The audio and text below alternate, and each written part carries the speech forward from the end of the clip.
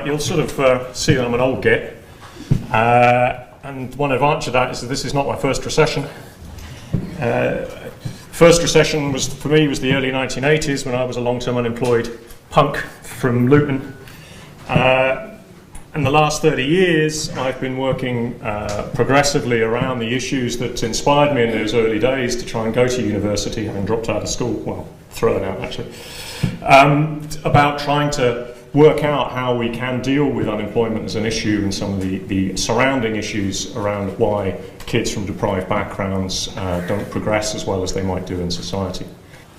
Okay, so I'm going to start with just a couple of comments about Ireland and the labour market experience of this recession. I think it's important that we sort of start with the right kind of understanding of where the problems have emerged from as part of discussions around the solution.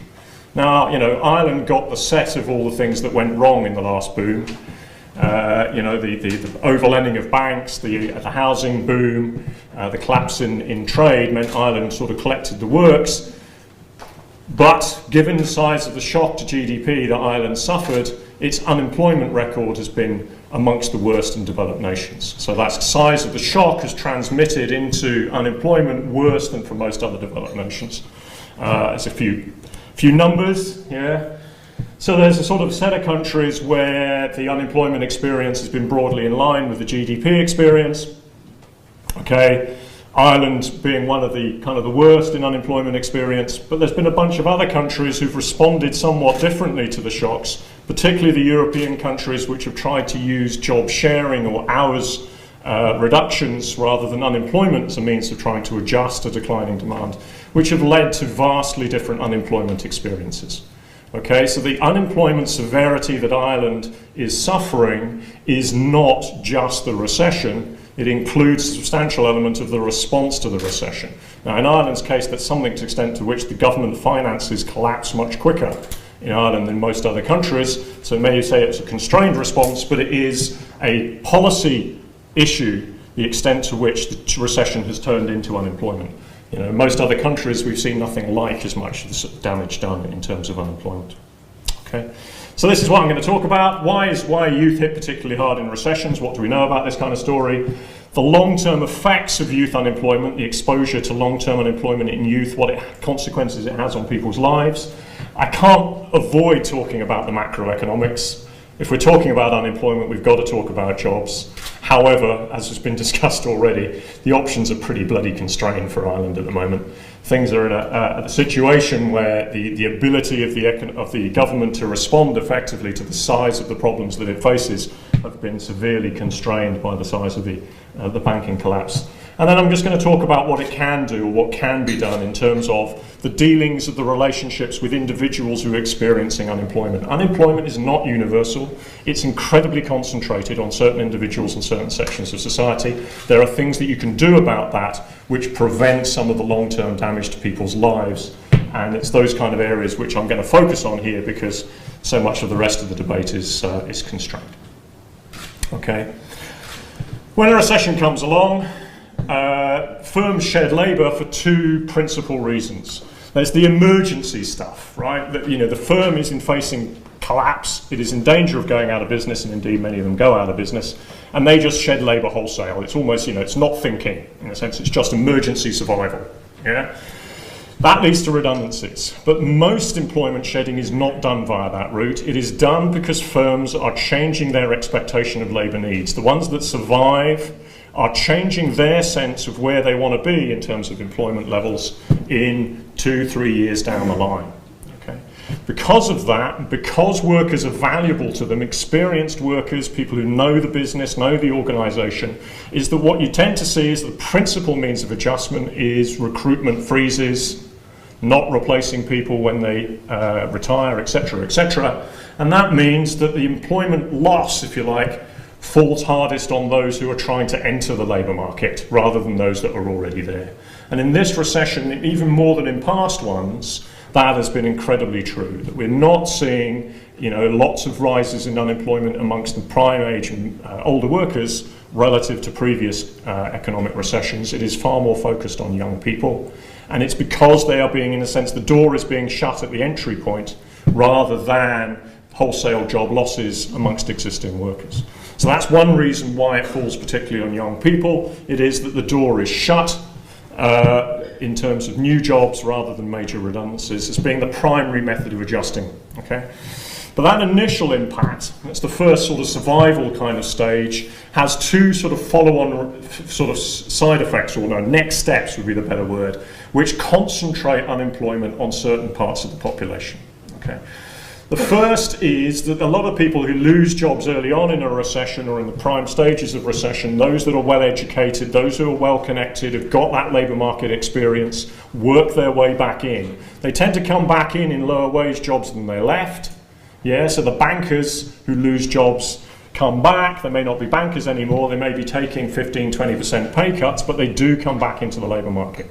So the people at the top who lose jobs come back down a rung. The people in the middle who lose jobs come back down a rung. The people at the bottom ain't got any bloody rungs to go to.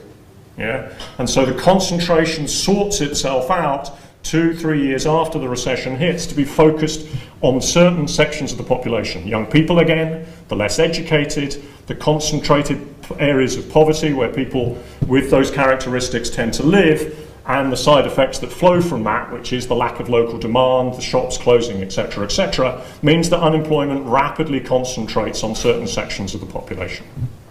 Okay. One of the side effects from that is the next big fear is because the concentration is on certain sections of the population, it drives wages down for the kinds of jobs which those people are looking for. So the second or third stage of the recession is the unemployment stabilizes to some extent, but wage inequality starts to grow because the concentration of competitive forces from the labour market are focused where this unemployment is concentrated, the sections of society, the youth labour market, the less educated labour market. And so you get this pressure for rising wage inequality. Also lower job quality, temporary jobs, unstable employment, etc. follows from that. Right? And what forms, and it formed, and it never really went away to some extent even during the boom, is what's called the low pay, no pay cycle at the bottom end of the labour market. Unstable employment, low paid, and people cycling between those kind of states for long periods of time. Now this element of the concentration of worklessness is what I kind of want to turn to next, right? What's called scarring. Okay, scarring is the idea that unemployment is not just about what you're experiencing now, but it has long-term consequences for individuals. A lot of people experience unemployment passing through it, right? Something like 1 in 3 men, even in a reasonably good economic situation, will pass through unemployment if you take a long enough window, 5-7 years or so.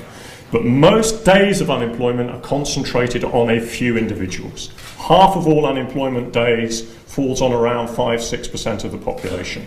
And it's not just because of long-term unemployment, that's about half of it. The rest is repeat spells. It's this low pay, no pay cycle. It's that people are cycling in and out of work, unemployment, work, unemployment in an unstable way, which leads them to unable to build the kind of experience and skills which lead to long-term good jobs. That sector, that unstable, low-wage sector, tends to grow in the aftermath of a recession for obvious reasons. People are desperate to find work. There's lack of job opportunities in the more experienced, high-value end of the business. So you tend to get a creation of a low-wage, unstable sector, which people can get trapped into. Okay, so what we found is, if you look back to those people experiencing the recessions earlier, the previous 2 recessions in the 80s and 90s, is that a small proportion of young people experience a lot of unemployment. Okay, so about 10-15% will experience a year's unemployment by the time they're in their early 20s, 22, 23.